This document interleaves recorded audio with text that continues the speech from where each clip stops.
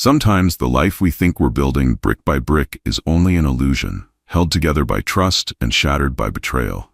For Claire Bennett, that illusion collapsed in a single, unforgiving moment. Pregnant mistress moves in cheating, husband kicks out wife, but a billionaire saves her.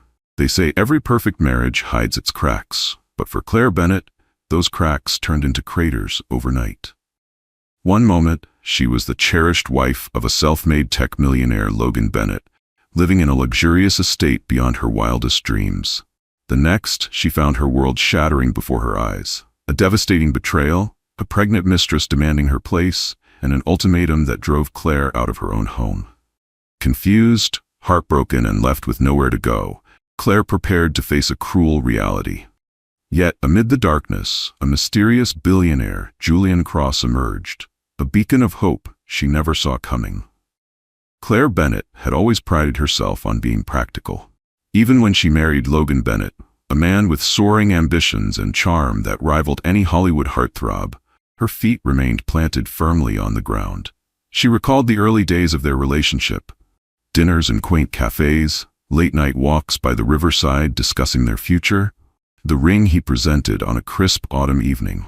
She was an ordinary girl from Asheville, North Carolina, and he was an aspiring tech entrepreneur determined to carve out an empire. Their union felt like a romantic fairy tale, one that promised a lifetime of excitement.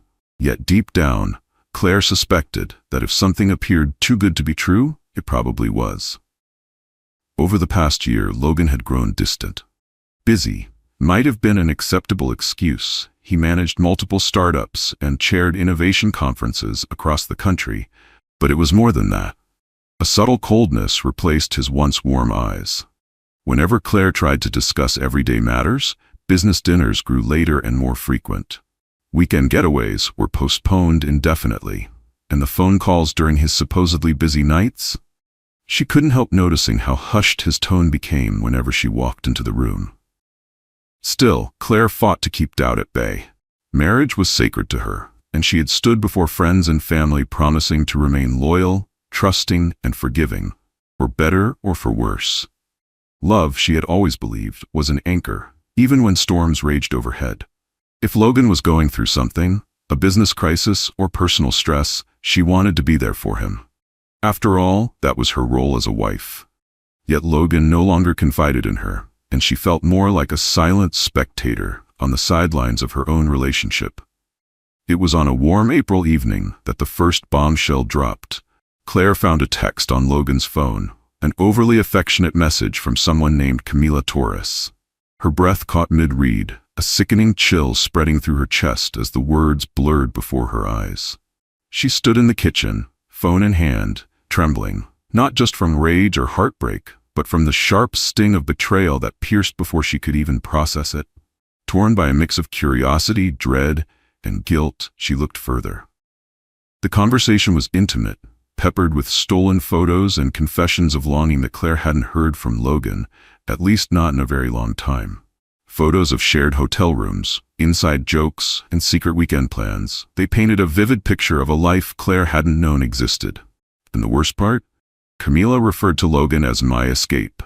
Stunned, she confronted him. He insisted it was nothing but a flirtatious mistake, the kind of drunken text exchange that meant absolutely nothing. He laughed a little too nervously, tried to brush it off with a casual, "You know how harmless these things are."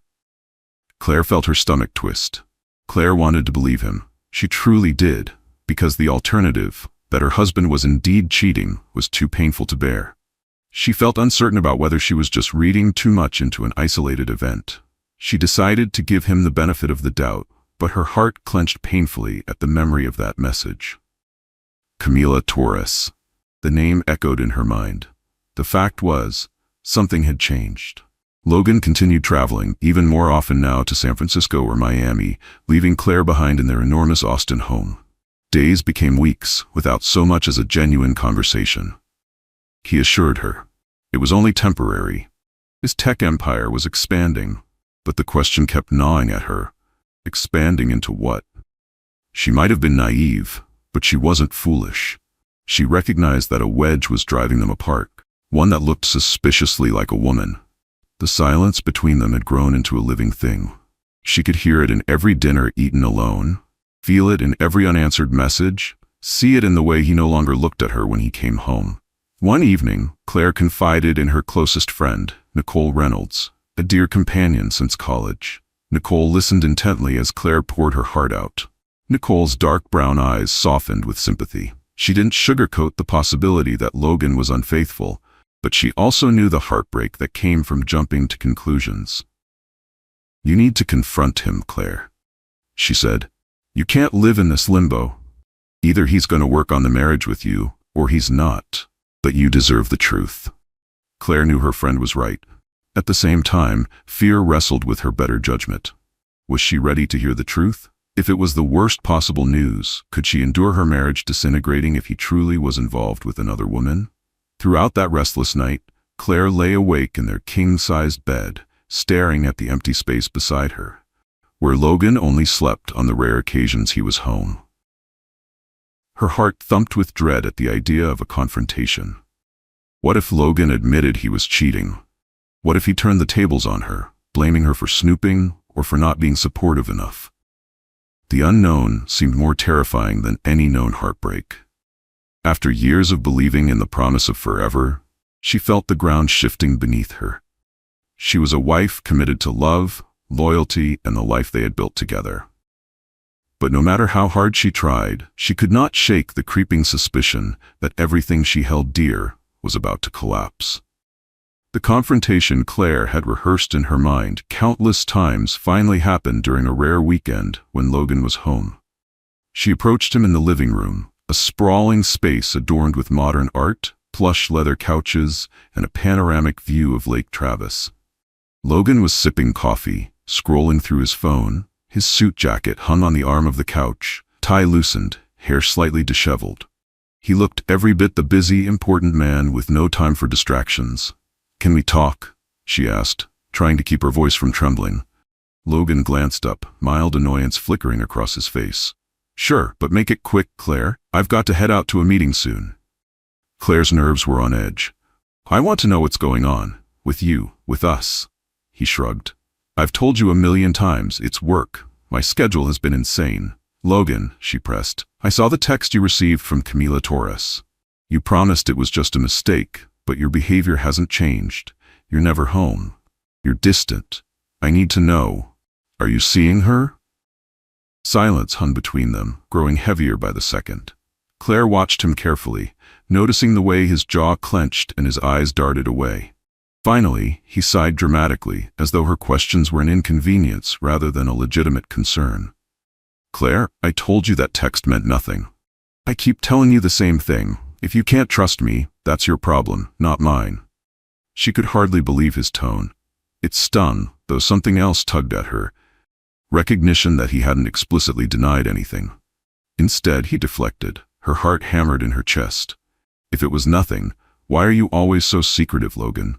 If you've fallen out of love with me, just tell me." He looked away for a long moment, running a hand through his hair. Then he stood up abruptly, phone clutched in one hand. "I don't have time for this right now. I've got an important negotiation downtown. We'll talk later." He was out the door before she could utter another word. Claire stood there, tears pricking at the corners of her eyes, feeling foolish for thinking she could corner him into confessing. Doubt, denial, and heartbreak warred within her. She wanted to hold on to the hope that her marriage was salvageable, but all signs pointed to a growing darkness beneath Logan's polished exterior. Her thoughts kept straying to Camila Torres. Who was this woman who seemed to exist just beneath the surface of every lie Logan had told? Why was Logan so protective of her identity? Claire decided to do something she never imagined she would. She hired a private investigator. It felt drastic, but her gut screamed that she needed answers. If there was more to this story, she had to know. She contacted a discreet agency recommended by her friend Nicole. The investigator, a man named Raymond Ellis, was older, calm, and discreet. Over a quick phone call, he explained that he would quietly follow Logan, document any suspicious behavior, and report back within days. Raymond provided a preliminary update that shattered whatever illusions Claire clung to. Logan wasn't just meeting clients at his late-night dinners.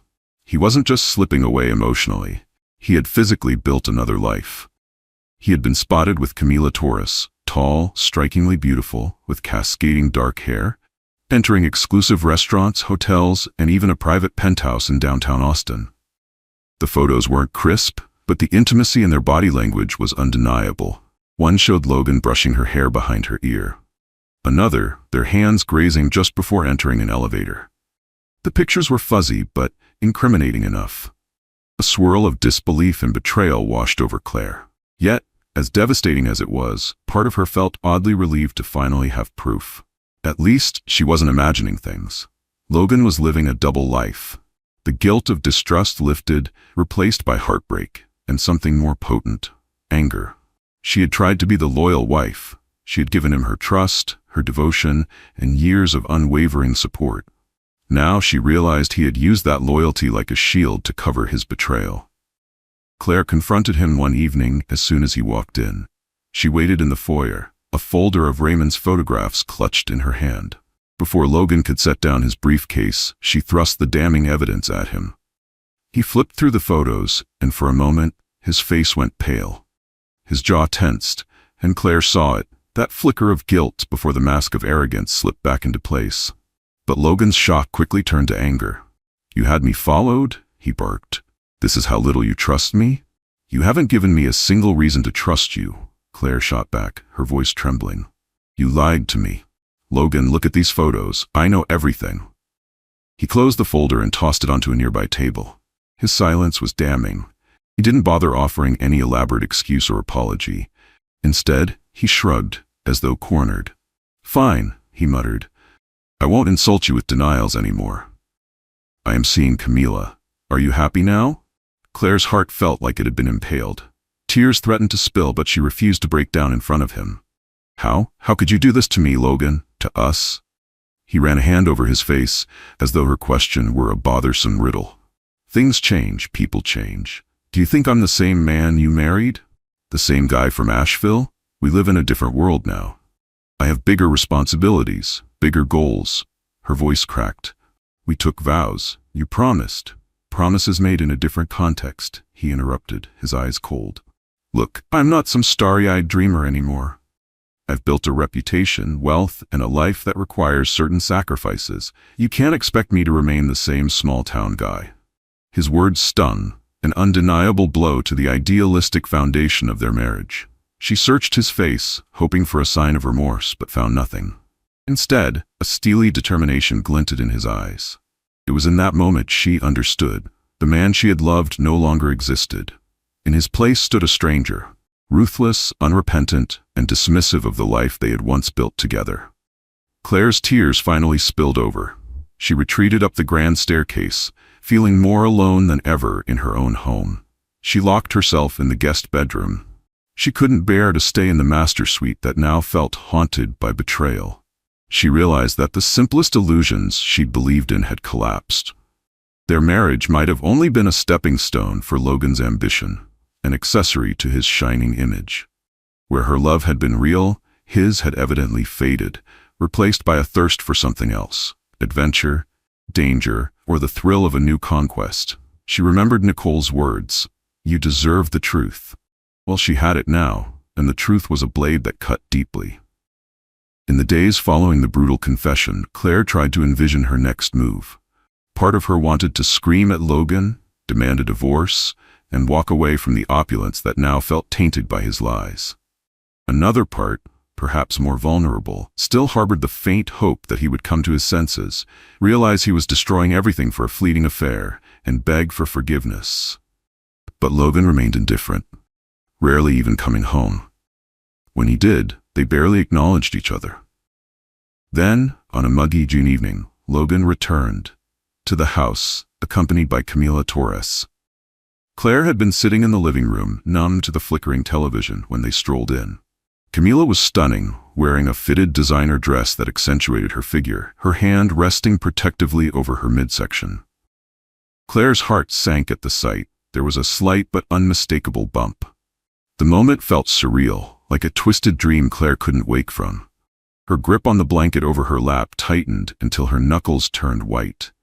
She couldn't breathe, not from panic, but from the weight of humiliation pressing down on her chest.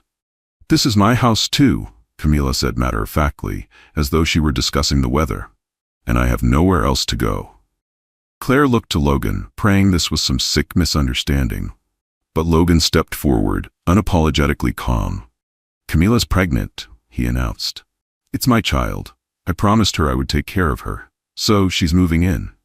Claire blinked, struggling to process the words that shattered what remained of her reality. The man she once saw as her anchor now stood aligned with someone else, shielding her like she was the one who belonged. For a moment, Claire felt the world tilt beneath her. "You're throwing this at me out of nowhere," she whispered, voice shaking. Logan exhaled. "It's not out of nowhere. Our marriage hasn't been working, and now Camila is expecting my child. I need to be by her side." Claire stared at him. A heart-wrenching realization surged through her. Her marriage was over. Any pretense of healing or reconciliation had vaporized. "What about me? I'm still your wife. What do you expect me to do now?" Camila eased herself onto the couch, a smug smile curling on her lips. "I suggest you find somewhere else to stay, Claire. This environment is stressful for the baby, and I'd rather not deal with tension." Claire's stomach churned. The audacity. This woman sitting on her couch, speaking to her as if she were the intruder. Claire's anger flared. "How dare you walk into this house and talk to me like that?" Logan raised a hand as if pacifying two unruly children. "Stop it. Look, Claire, let's not pretend anymore. I'll send some staff to help you pack. You'll be taken care of financially, but I think you should leave tonight." The finality of his tone confirmed it. There was no going back. Claire felt a flash of humiliation, heartbreak, and rage. She wanted to scream at him, to ask what she had done to deserve this cruelty. But all that came out was a broken whisper. "You're a monster, Logan." She bolted upstairs, tears streaming, half running, half stumbling as she packed a suitcase in her daze. She fumbled through clothes and memories collected over years of marriage. Where would she even go at this hour? Could she show up at Nicole's? Every item she folded felt like an echo of the life she thought she had. Photos, a honeymoon sweater, a love note tucked in a drawer. Now all of it felt like lies wrapped in fabric. Downstairs, she heard Camila's soft laughter and Logan's low voice, likely discussing how to rearrange the furniture to fit Camila's taste. The absurdity hit her. She was being replaced in real time, like outdated furniture. Clutching her suitcase, she fled downstairs. She couldn't bring herself to look at them. All she caught was Camila's satisfied smirk, confirming Claire's worst fear. She was being erased from her own life. Without a backward glance, Claire stepped into the night, a swirl of cool air and despair surrounding her. The mansion door slammed shut behind her. The sight of her car in the driveway was a brutal reminder. Outside, she was still Mrs. Bennet, the wealthy wife who had it all. But inside, everything had crumbled. Her life had been ripped away in a blink because her husband's mistress was carrying his child. As Claire climbed into the car, she thought of the betrayal, the humiliation, the unknowns ahead. For the first time, she felt utterly powerless, like a stranger in her own existence. Claire drove aimlessly through the city, tears blurring her vision. Part of her wanted to call Nicole, but it was late and shame weighed heavily. A hotel crossed her mind, but even that felt too much. In desperation, she called her brother, Dylan Caldwell, who lived 2 hours away in Houston. Sleepy and alarmed, Dylan answered after several rings. Claire spilled everything, her words trembling. His usually confident voice wavered. "That son of a... You should come down here. I'll get the guest room ready. Stay as long as you need." Though Dylan's offer was comforting, Claire hesitated. She didn't want to be a burden. She also felt, in a strange twist, that running to her brother might make it all too real. Maybe she wanted some space to digest it all alone, to figure out her next step. With trembling hands, she thanked him and said she'd consider it, but that she had to sort her thoughts first. She told him she'd call back soon. By the time she hung up, she found herself parked in front of an upscale lounge near downtown, the Cypress Room. A modern building with sleek black windows and gold lettering. A wave of nostalgia washed over her. Before the marriage began to crumble, she and Logan had attended an event there hosted by an old acquaintance of his, a man named Julian Cross. Also a successful entrepreneur, Julian ran a chain of luxury hotels and private clubs. He had always exuded a subtle air of kindness behind his polished demeanor. He and Logan weren't particularly close. They moved in the same social circles, but had parted ways on multiple business ventures due to conflicting interests. Yet Claire remembered how Julian would always greet her warmly at social gatherings, always with genuine curiosity about her life. She recalled once, at a charity gala, how he had confided in her about his philanthropic dreams, building shelters in underprivileged neighborhoods. She had found him far more compassionate than most millionaires she'd met in Logan's orbit. She sat there in the driver's seat, tears dried but cheeks still stained. Remembering that same charity gala, Julian had politely listened as she talked about her interest in setting up community centers in her old hometown. He had even given her his personal card, telling her to contact him if she ever needed help with a charity event. Now, ironically, she needed help, but of a vastly different sort. Almost on autopilot, she retrieved her purse and found that card. Julian Cross, CEO of Cross Global Retreats. There was a personal phone number scribbled beneath his name. Her mind swirled. Would it be too outrageous to call him now, especially about something so personal and humiliating? Yet at that moment she realized she had no idea where else to go. The idea of sleeping in her car or drifting into a random hotel alone sounded terrifying. She dialed the number, heart pounding. The phone rang 3 times before a groggy but recognizable voice answered. "Hello?" Julian sounded concerned, as though anticipating bad news at such a late hour. "This is Claire Bennett from the charity events." Her voice trembled with uncertainty. There was a brief silence, and then he spoke gently. "Claire? It's quite late. Are you all right?" And in that moment, the floodgates opened. She whispered the entire story, her voice shaking with fresh sobs, how Logan had cheated, how the mistress was pregnant, how they demanded she leave her own home. She hardly knew Julian beyond polite society chatter, but she clung to the faint memory of his kindness. When she finished talking, she realized how ridiculous she must sound, calling an acquaintance in the dead of night, unloading her heartbreak. "I'm so sorry," she said quickly, embarrassment blooming. "I shouldn't have. I don't know who else to call. I'm parked outside the Cypress room, actually. Please, don't worry. I'll figure something." Her rambling ceased when he interrupted, his voice calm yet urgent. "Where exactly are you? Are you alone? You shouldn't be on the street in the middle of the night." She told him the address, tears forming again, because even hearing concern from someone felt overwhelming. "I'm fine." She tried to insist, though her voice betrayed her. "You're not," Julian said firmly. "Stay right there. I'm sending one of my people to escort you into the Cypress room.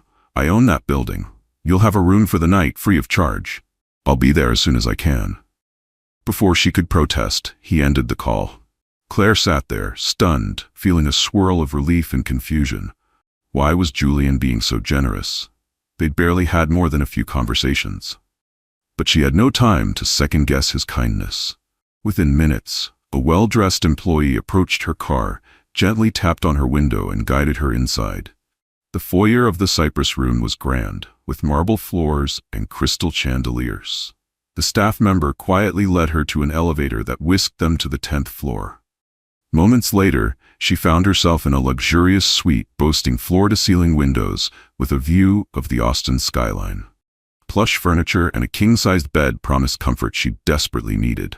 The employee, introducing himself as Marcus, set her suitcase down with respectful deference.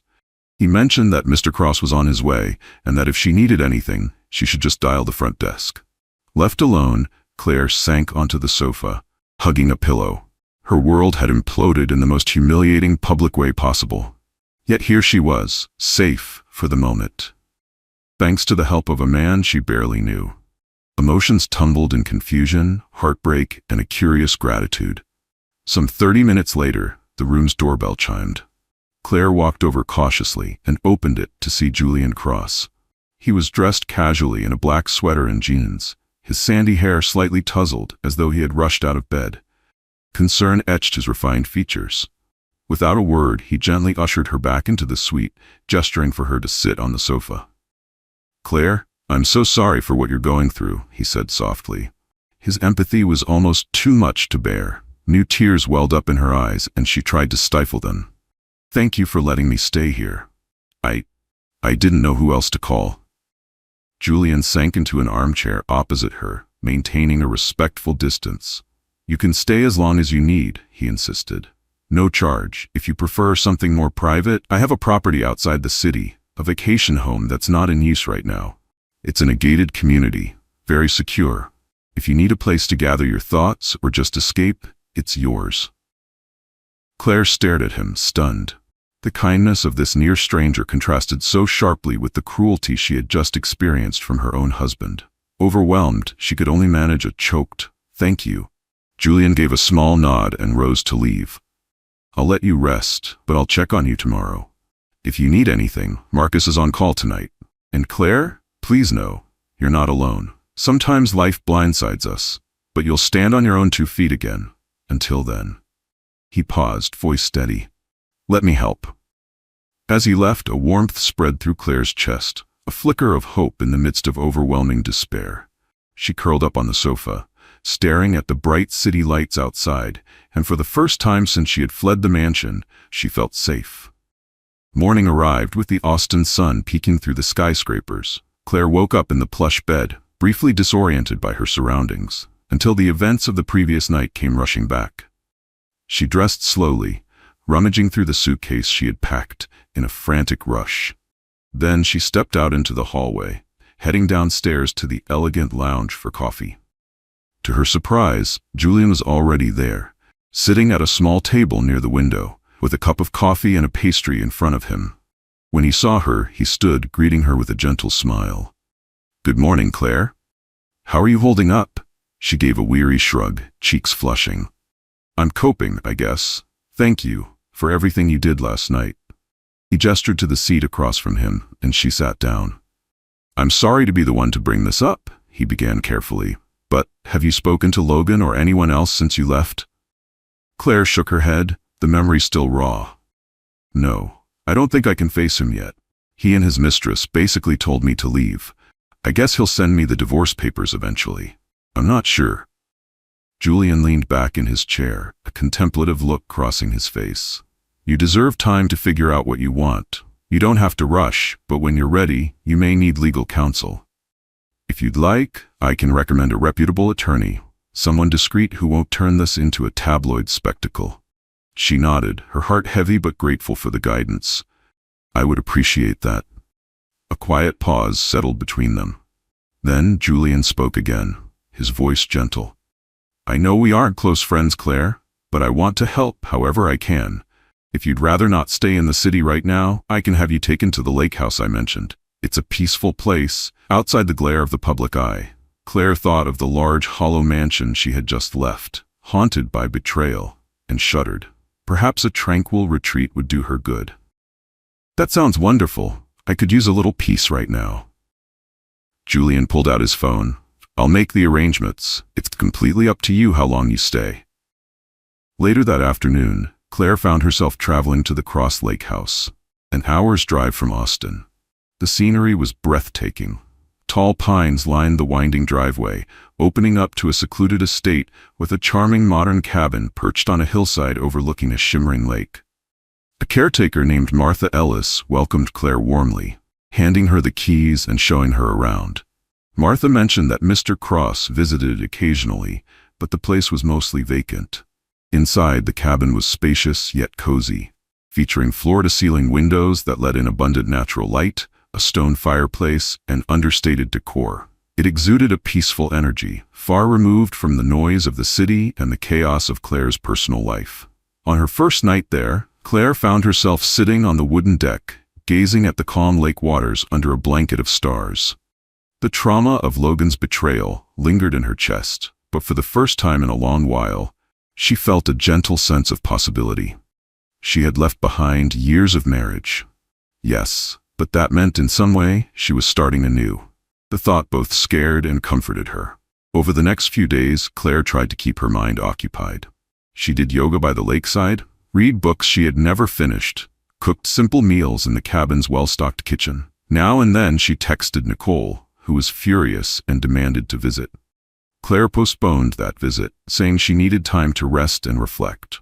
Julian called every couple of days to check on her well-being. Always polite, never intrusive. True to his word, he also referred her to a top-tier lawyer named Vanessa Hensley. On one phone call, Vanessa explained the basics of the divorce process, potential settlement options, and the importance of documenting everything, especially because there was a mistress carrying Logan's child. Though daunting, hearing a professional voice guiding her felt empowering. She realized she was not as powerless as she had believed. One evening, after a particularly rough day filled with mental battles, replaying images of Logan and Camila in her house, Claire found herself at the lake's edge, skipping stones across the water. A sleek SUV pulled into the driveway. She turned to see Julian stepping out, dressed in casual chinos and a light sweater. Surprised, she stood up, brushing off her jeans. "I hope I'm not intruding," he said with a gentle smile. "I was in the area for a site inspection at another property and thought I'd drop by to see how you're doing." He looked around, the warmth in his eyes reflecting genuine concern. "Is this place comfortable enough for you?" Claire nodded, touched by his consideration. "It's perfect, peaceful, and beautiful." They ended up sharing a simple meal prepared by Martha. During dinner, Claire opened up about her emotional whirlpool, the anger, the heartbreak, and the occasional guilt for not seeing Logan's betrayal sooner. Julian listened intently, rarely interjecting, just letting her talk. She found it unexpectedly cathartic. After finishing the meal, they walked out onto the deck again, the night sky overhead. "I might not know exactly what you're going through," Julian said softly, "but I do understand heartbreak. I once lost someone I loved dearly." He paused, looking down, as though the memory still pained him. "It was different. She passed away due to illness, but I remember feeling that numbness, that sense of your life unraveling." Claire's eyes widened. She had heard rumors of a tragedy in Julian's past, but never the details. Compassion flooded her. "I'm sorry," she murmured. "I didn't know." He offered a faint smile. "It's been years, but some pains never fully leave. They just become part of you. You learn to live again," Julian said, "though it feels impossible at first." His admission touched her deeply. It was a reminder that everyone carried hidden scars. The wealthy, the successful, they weren't immune to life's cruelties. In that moment, Claire realized how safe she felt around Julian, how his presence exuded a calm that steadied her unraveling nerves. "I'm trying to find my footing," she murmured, hugging her arms around herself. "I spent so long supporting Logan's dreams. I barely remember my own." Julian turned to face her. "What did you love before meeting him?" She blinked, recalling her younger self, her passion for community work, her fascination with interior design, her dream of opening a youth center in Asheville. "I wanted to do social outreach, especially for teens and single mothers. I came from a modest background, and I've seen how one chance can change someone's life." He nodded slowly, something thoughtful flickering behind his eyes. "You were building others up before anyone thought to build you up," he said quietly. "That says a lot about who you are."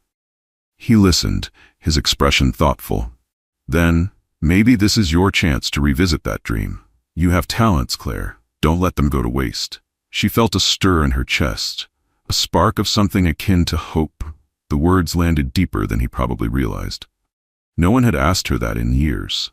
Not without an agenda, not without comparison. And certainly, not with that kind of sincerity.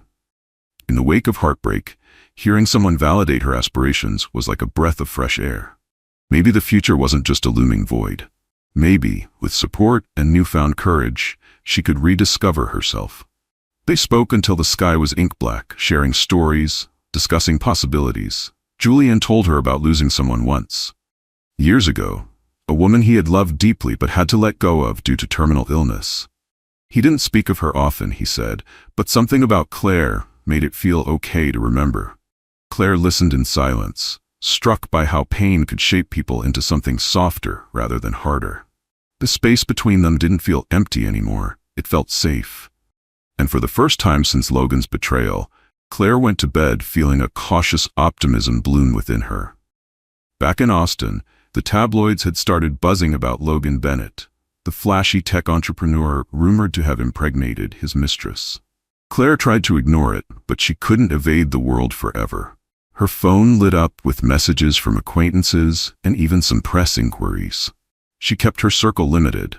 Only Nicole and Dylan were updated about her whereabouts. They offered unwavering support, though both worried about her isolation. Meanwhile, as Vanessa Hensley delved into the details of Logan's assets, she discovered that he had moved certain finances around in an apparent attempt to shield them from potential divorce settlements. There were shell companies, hidden real estate investments, and suspicious overseas accounts.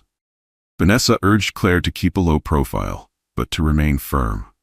Claire had never wanted a vicious legal battle.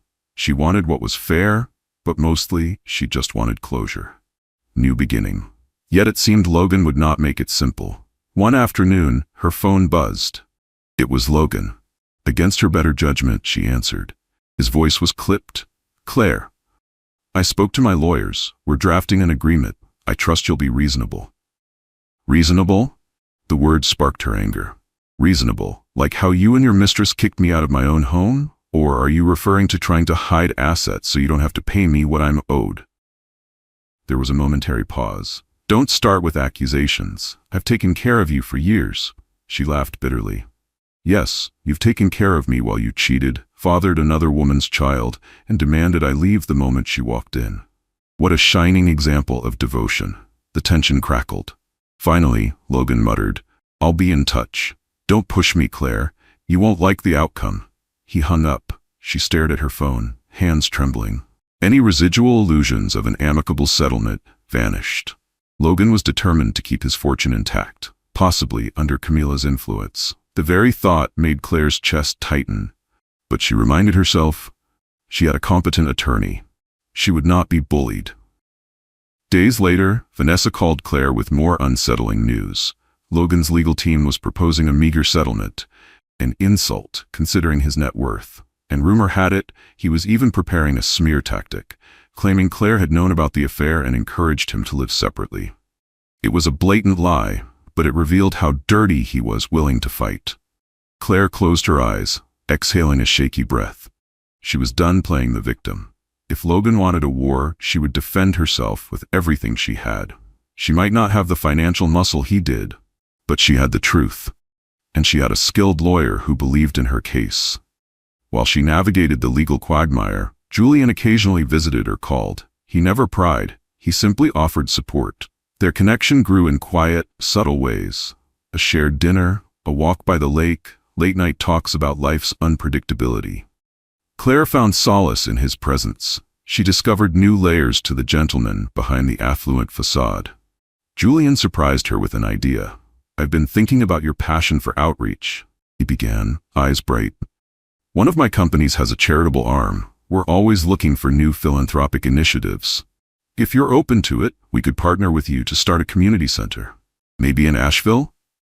Claire's mouth fell open. It felt too good to be true. She stammered, That's enormous. I wouldn't even know where to start. Are you sure?" He nodded earnestly. "I'm sure. The logistics can be sorted out. We have the funds, and you have the heart and vision. It could be a pilot project, with you at the helm." Claire blinked away sudden tears. For so long she had shelved her own dreams, made herself smaller to fit into someone else's narrative. Now someone was asking her to lead, not follow. Overwhelmed, she felt tears prick her eyes. For so long, her dreams had been submerged under Logan's ambitions. Now someone believed in her enough to offer not just moral support, but the resources to realize her vision. "I'd love to," she whispered, gratefulness coursing through her. "Thank you." Julian's eyes softened. "We'll make it happen, together." Those words echoed in her mind, together. She wasn't alone in this fight or in her future endeavors.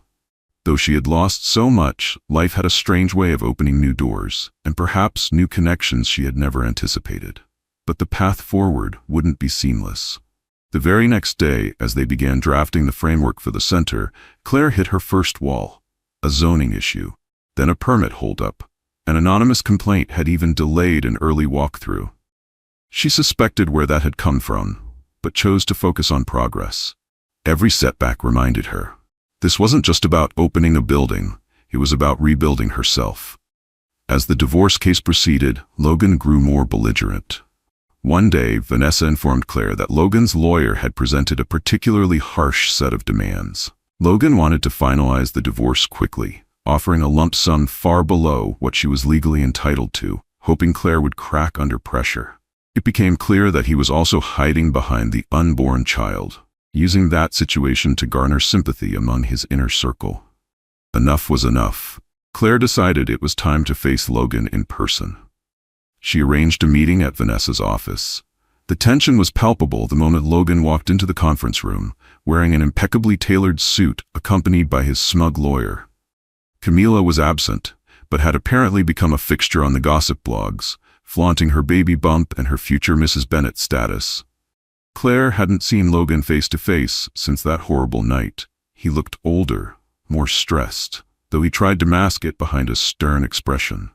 She felt a jolt of conflicting emotions: anger, sadness, and an odd sense of pity for the man who had let greed and lust erode his humanity. The negotiations started with formalities. Logan's lawyer delivered his spiel about how Claire was adequately compensated for her years as Mrs. Bennet. Vanessa countered with evidence of Logan's financial manipulations and the possibility of contesting them in court, which could severely damage his public reputation. Tensions escalated. Voices rose. Finally, Logan spoke. "Claire, we don't have to drag this through the mud.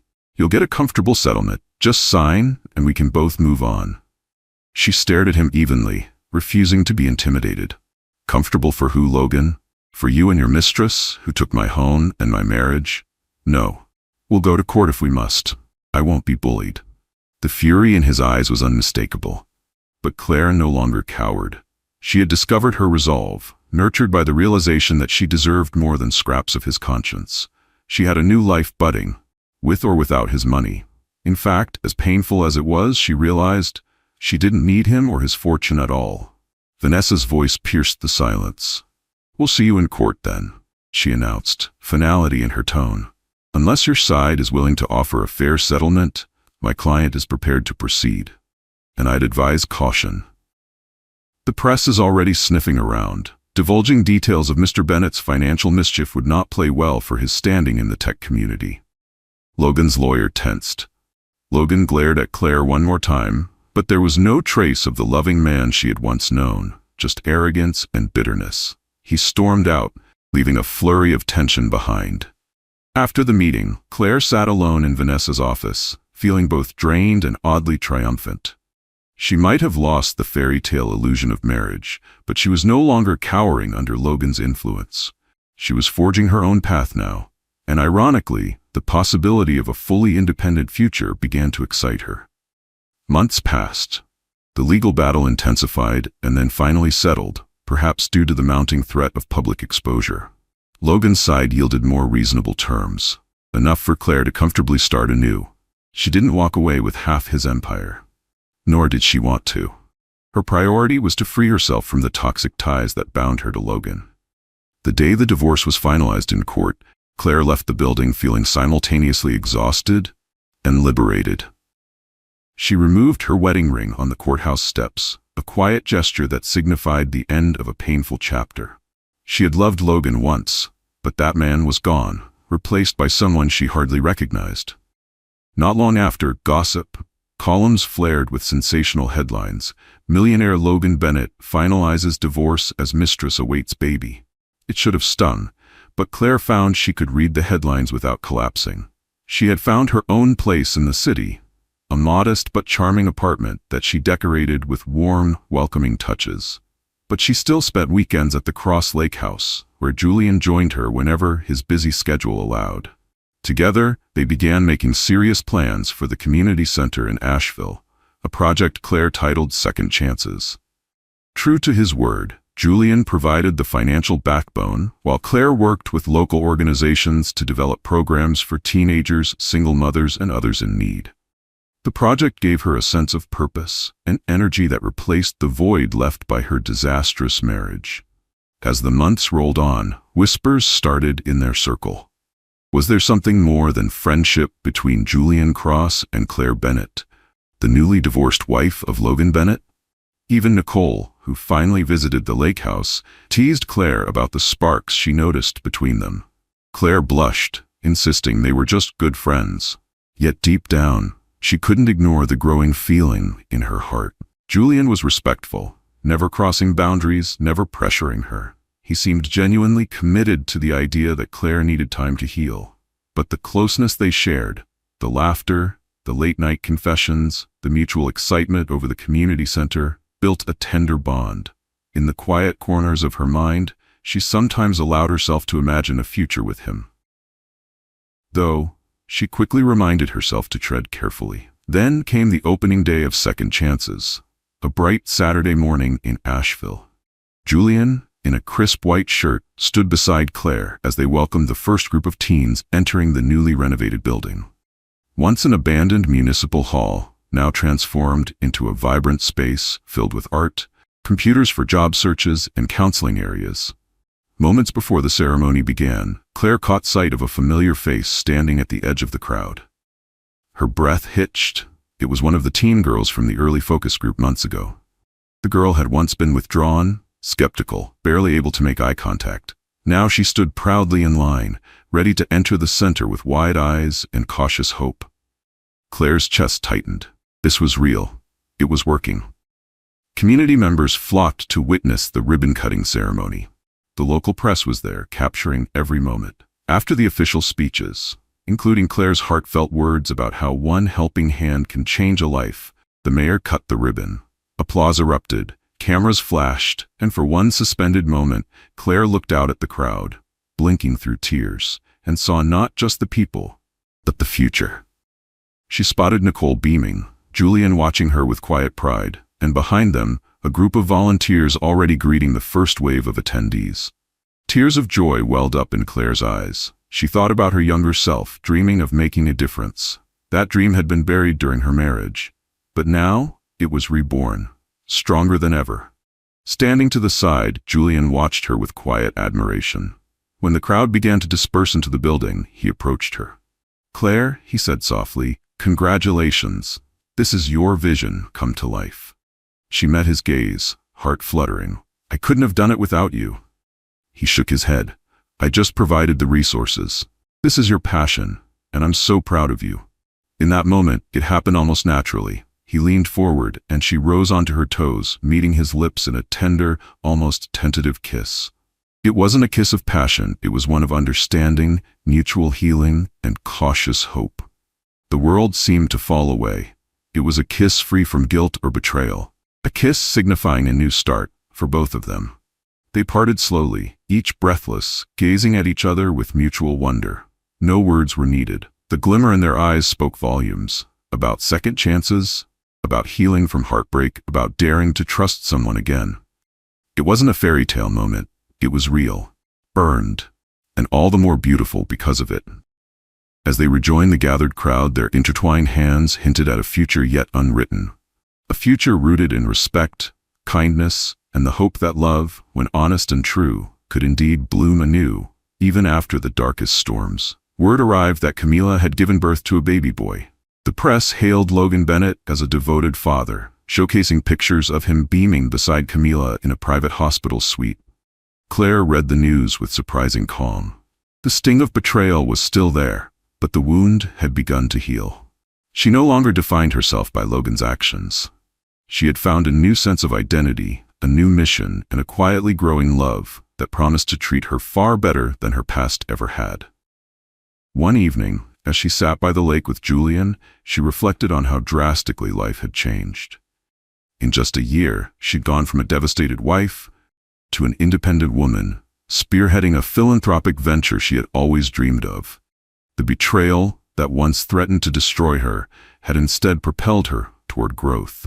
And sitting beside the man who had helped her reimagine her strength, Claire smiled. Not because everything was perfect, but because she had survived. And in her survival, she had bloomed.